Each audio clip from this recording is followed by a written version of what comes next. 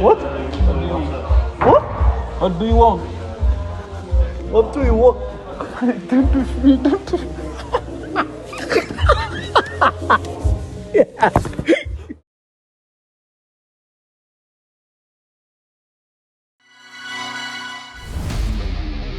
안녕하세요, 볼리TV 손흥민입니다. 자, 이번 주말 토트넘이 레스터시티를 상대합니다. 우리들의 손흥민 선수, 자, 레스터시티 킬러라고 불러도 될 정도의 좋은 플레이를 최근에 보여주고 있는데요. 특히 이제 올 시즌에 몰아넣기 달인 아니겠습니까?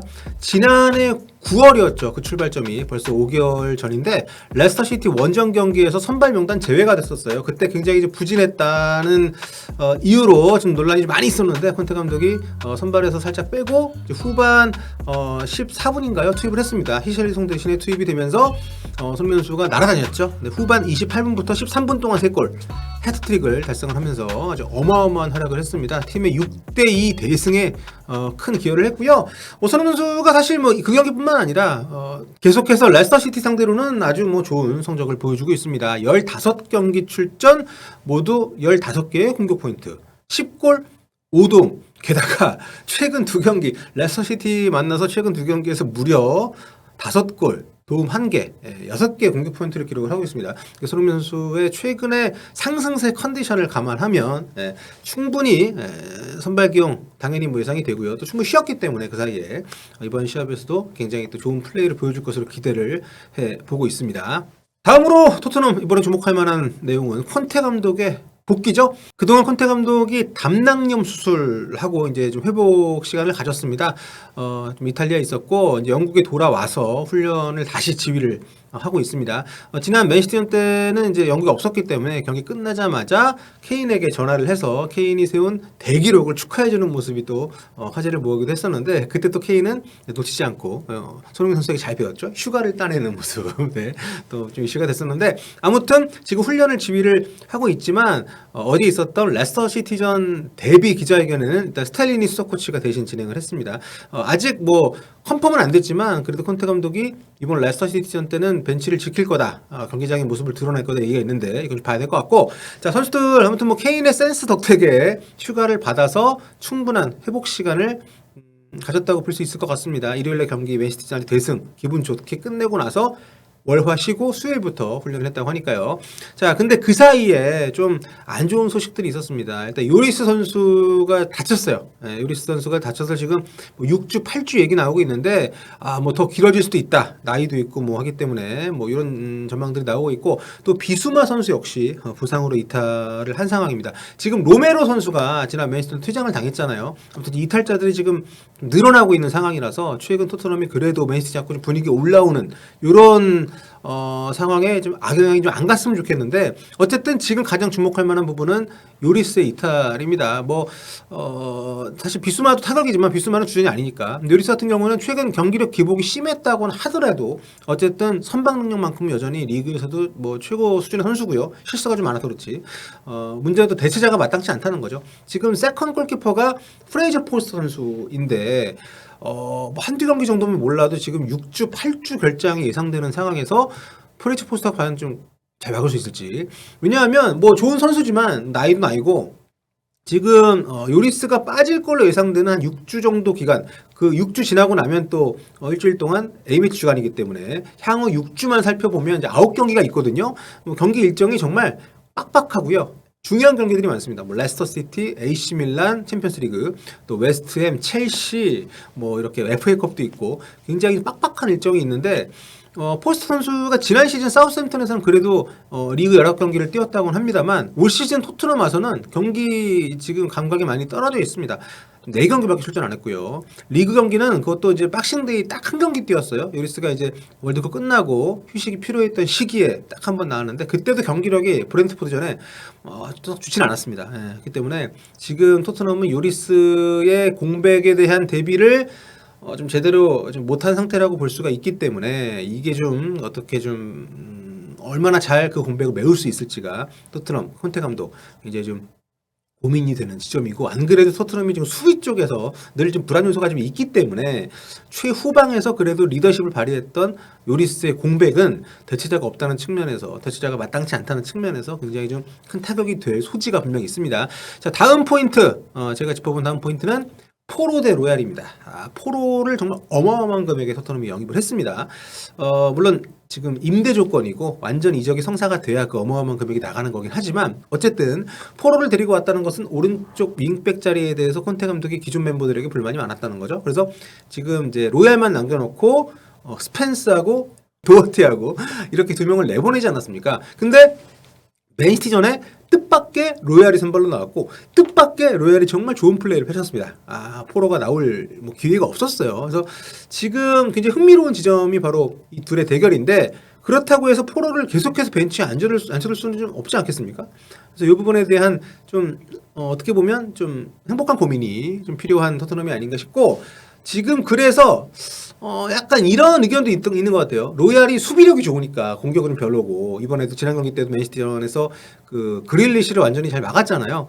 그래서 이번에 로메로가 퇴장으로 어쨌든 징계를 받는 상황이기도 하니까 로얄을 3백의 오른쪽 센터백으로 한번 써보는 건 어떠냐, 이런 얘기들도 나오고 있습니다. 물론 산체스가 정배죠. 근데 산체스도 최근에는 큰 실수가 별로 없다 하더라도 그렇게 또 막 신뢰할 수 있는 선수는 아니니까 이 부분에 대해서는 확실히 좀 고민의 여지가 있지 않나. 그렇게 되면 오른쪽 윙백의 포로, 오른쪽 센터백의 로얄 이렇게 동시에 쓸 수 있기 때문에 아무튼 이건 좀 지켜봐야 될 것 같습니다.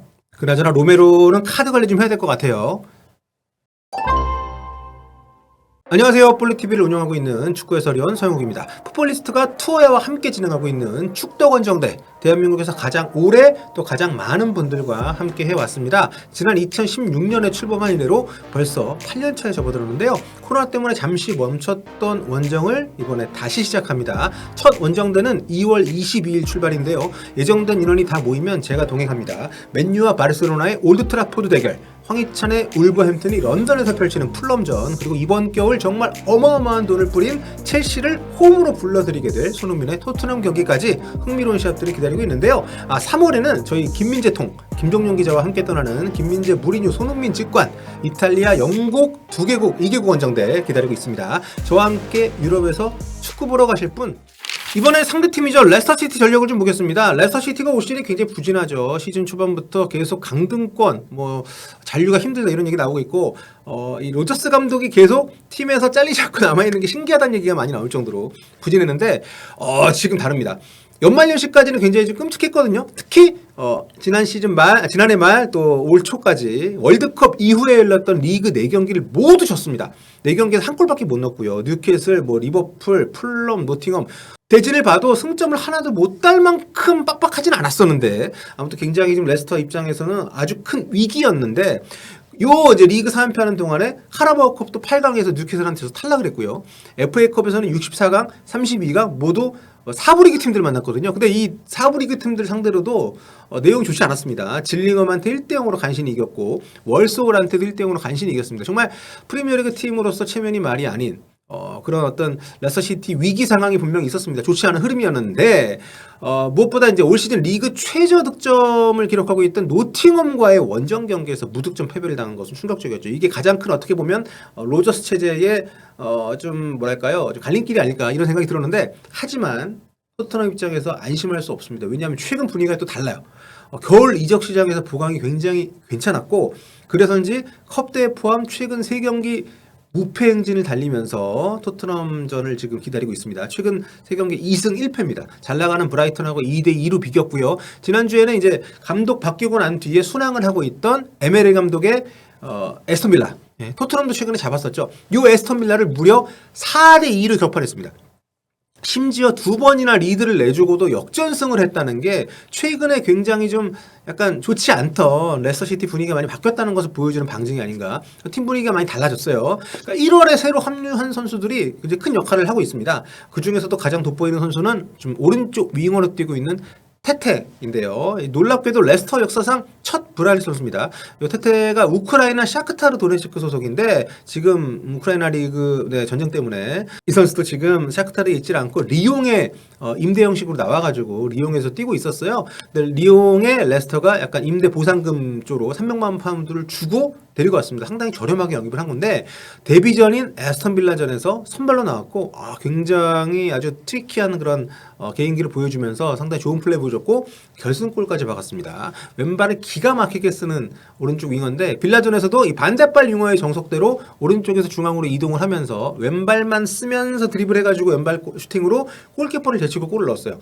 지난 1년 동안 이제 프랑스 리옹에서 뛰면서도 굉장히 호평을 받았었고 올 시즌 전반기에 리옹에서 17경기 뛰면서 6골을 넣었던 선수. 선발로 나오게 되면 손흥민 페리시치 또는 손흥민 세세뇽 요 라인에 부담을 좀 많이 줄 수 있는 선수입니다. 그리고 1월 영입생 가운데는 또 덴마크 출신의 레프트백이죠. 크리스티안센도 요주의 인물입니다. 팀의 주축이던 제임스 저스틴 선수가 시즌 아웃이 되면서 어떻게 보면 좀 서둘러서 보강을 한 건데 빌라전에서 상당히 잘해줬어요. 1월 영입생 가운데 첫 번째 완전 이적이고 코펜하겐에 1,700만 파운드를 주고 5년 계약을 했습니다. 2002년생이에요. 아까 그 테테 선수도 이제 22살, 이 선수는 20살. 어린 선수들이 팀에 지금 수혈이 되면서 분위기가 좀 많이 바뀌었기 때문에 그리고 데드라인에 합류하자마자 선발로 나왔던 호주 센터백 해리 수타르 이 선수도 자책골 넣긴 했지만 어쨌든 이런 새롭게 영입된 선수들이 상당히 좀 레스터시티 분위기를 바꿔주고 있다. 네. 아유세 페레스 또 마크 올브라이튼 이런 선수들을 내보내는 아주 좀 과감한 결단을 보여줬던 로저스 감독의 선택이 대대적인 변화의 어떤 좀 상징이라고 할 수 있는데 잔류를 위해서 그만큼 안간힘을 쓰고 있는 상황이고 최근엔 그런 분위기 속에서 경기력이 좀 올라왔다. 이해나초 같은 경우도 최근에 연속골을 넣으면서 폼이 올라왔고 또 무엇보다 지난 시합에서 이제 제임스 매디슨이 부상 이후에 처음으로 골을 넣었어요. 네, 매디슨이 11월 달에 골을 넣고 그 뒤에 부상이 좀 길었거든요. 근데 석 달 만에 지금 골을 넣기 때문에 아무튼 레스터 시티가 올 시즌 내내 해왔던 평균적인 경기력보다 많이 올라왔다. 토트넘 입장에서 좀 많이 긴장을 해야 되는 그런 시합이라는 거. 아무튼 굉장히 여러모로 좀 기대가 됩니다. 손민수가 워낙 또 그 레스터 시티전에 최근에 워낙 좀 폭발력 있는 모습 보여줬기 때문에 함께 응원하면서 여러분 입중계 이번에도 저하고 이호영 캐스터 같이 하니까요. 많이 놀러와서 입중계 보셨으면 좋겠습니다. 여러분 다음 시간에 뵙겠습니다. 볼바.